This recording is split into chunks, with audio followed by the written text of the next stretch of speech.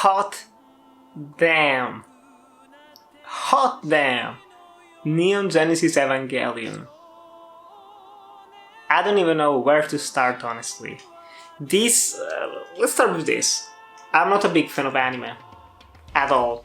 I've watched some Japanese animated films, but I've never watched an entire anime show from beginning to end, because they just are not my thing.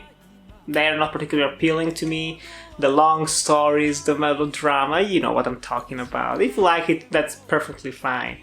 But I was real curious to watch the movie, The End of Evangelion, because everyone's saying that it's a masterpiece of animation, brilliant piece of cinema. And they told me, oh, but if you want to watch it, first you absolutely have to watch Neon Genesis Evangelion, the show, because otherwise you're not going to understand jack shit. And even though I know some people who watched the film without having watched the show, I was like, okay, I will watch the show. And then the days became weeks, the weeks became months, and I hadn't seen the show at all, and neither the film. But then suddenly Netflix decided to release everything Neon Genesis Evangelion worldwide. And I said, well, it's as good a time as any to watch the show finally and then the movie. And I wanted to space it out a little bit, like watch 3-4 episodes a day maybe.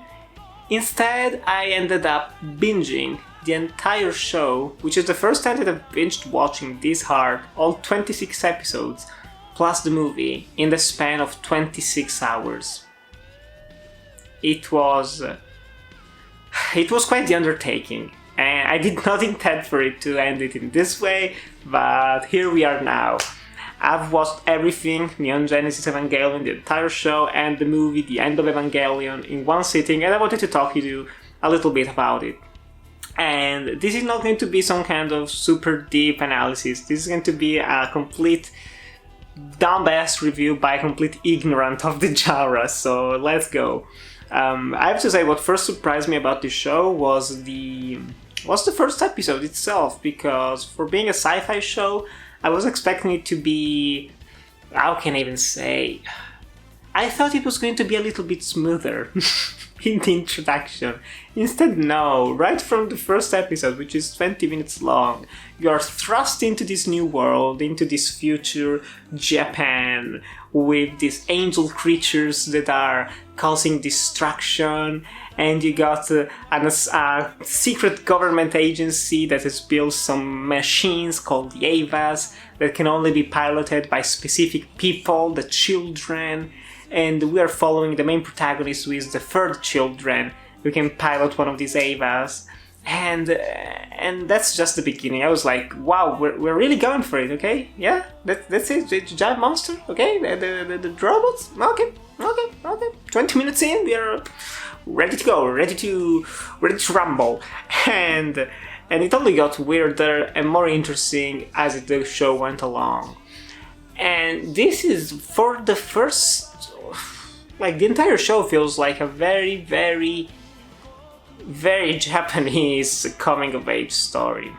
And what surprised me was that it starts off in a, dare I say, standard way for an anime. You've got the fun little animal sidekick with the penguin Pen. You've got the cookie gags, visual jokes that are very part of that type of animation. You've got the mecha warriors fighting with giant kaijus or whatever. You know what I'm talking about. But then, slowly, right after the middle part of the show, around episode 14, 15, things started to get different. Things started to get a little bit more serious, a little bit more personal, and the show got to some dark-ass places, culminating especially in the movie itself. This show has tackled things that started to get to me in a way.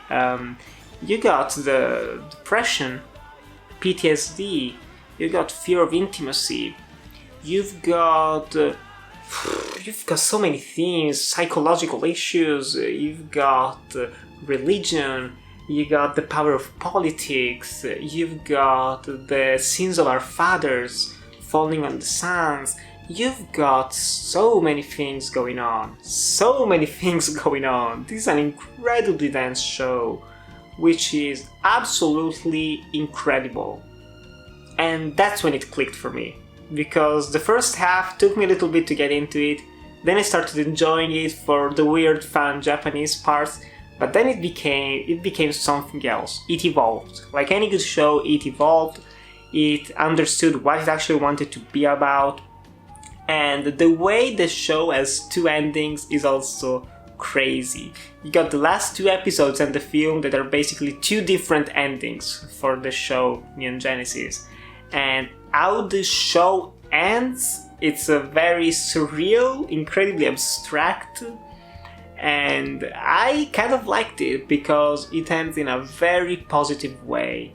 It is a message about self-identity, about accepting who you are, about not giving a fuck about what all the other problems in the world might be, the problems in your life. You are loved, you can be loved, you can love.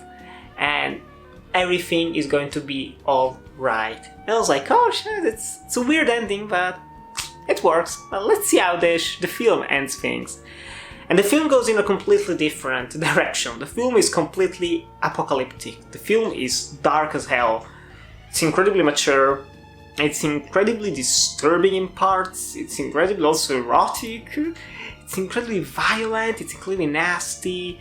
It's incredibly emotional as well. It's a whirlwind of emotions that completely took me by surprise. And I cannot say which ending I preferred. Probably I'd say the show's one because it was more positive in a way. But the film's ending as well was powerful. And the most powerful thing is that Hideaki Anno, the creator of the show, he has built not only some memorable characters with the show, but also some incredibly memorable imagery.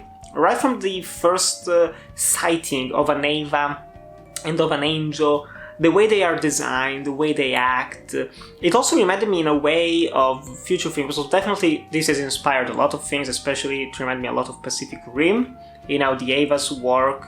But I was especially reminded of Shadow of the Colossus, in a way, in the sense that you've got these giant monsters that are being destroyed and killed, that are seen as this complete catastrophe for humanity, while in reality they probably didn't want to do anything bad.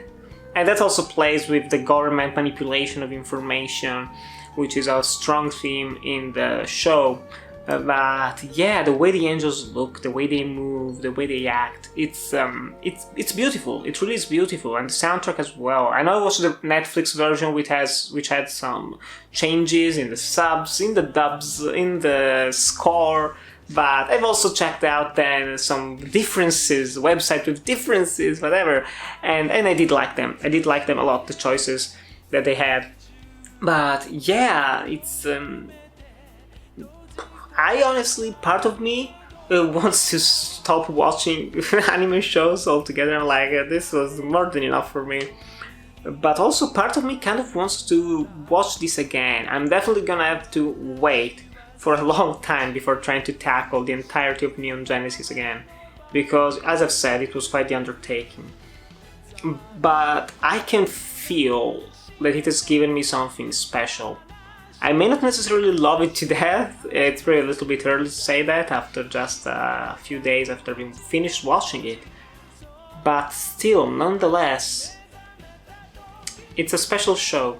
It's a special show, and I can definitely see why it's basically the most beloved anime show in existence.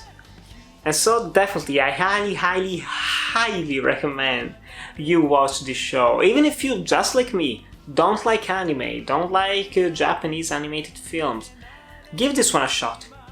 Give this one a shot, because you will be pleasantly surprised, or at least I hope so. But otherwise, it's worth just for cultural importance, because it's quite iconic in its own right. But still, have you guys watched Neon Genesis Evangelion? And please tell me all your thoughts in the comments below, your history with the show, just tell me anything you want. Thanks for watching, to like, comment, subscribe, and I'll see you in the next video.